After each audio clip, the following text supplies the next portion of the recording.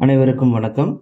அவைதான் முன்ன பொருள புணர்ச்சி வாயின் இன்ன என்னும் எழுத்துக்கடன் நிலவே. அப்ப இந்த நூற்பா சென்ற நூற்பாவுடைய ஒரு தொடர்ச்சியாக அமைந்திருக்கு.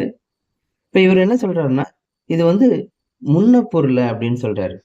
அதாவது முன்னத்தினால் உணரும் பொறுமை உடையது. முன்னம்னா குறிப்பால்.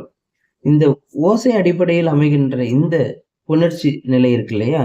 அது முன்னத்தினால் உணர்கின்ற பொருண்மை. அது குறிப்பால் உணரக்கூடியது. அப்ப எது இல்லை அப்படின்னா, இன்ன என்னும் எழுத்துக்கடன் நிலவே.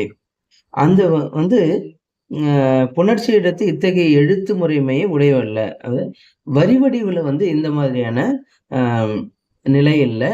ஏன்னா அவருடைய காலத்துல சொல்றாரு. வரி வடிவத்துல நம்ம அதை பார்க்கிறோம். ஆனா பொதுவா இது ஓசை அடிப்படையில அது குறிப்பால் உணர்கின்ற தன்மை உடையதாக தான் இருக்கு அப்படின்றாரு. இதனால்தான் இதை உரையாசிரியர்கள் இரண்டா பிரிக்கிறாங்க. ஒன்று ஒலி வேற்றுமையால் ஏற்படுகின்ற புணர்மொழி, அது ஓசைக்குரியது என்பதும், வரி வடிவு இன்ன என்னும் எழுத்துக்கடை நிலவு என்பது வரி வடிவிற்கான புணர்மொழி என்பதும் சொல்றாங்க.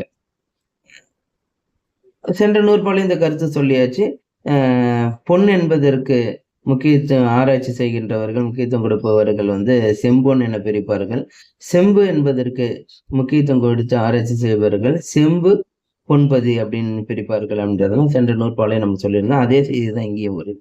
அப்ப இந்த வகையில இறுதியா முடிக்கும் பொழுது ஓசை அடிப்படையிலும் இந்த புணர்மொழிகள் இருக்கு என்பதை எடுத்துக்காட்டுவதாக இந்த 2 நூற்பாக்கள் அமைந்திருக்கு. இத்துடன் நமக்கு 4வது புணரியல் முடிந்து விட்டது. அடுத்த இயலை நம்ம அடுத்த காணொளியிலிருந்து பார்க்கலாம். நன்றி, வணக்கம்.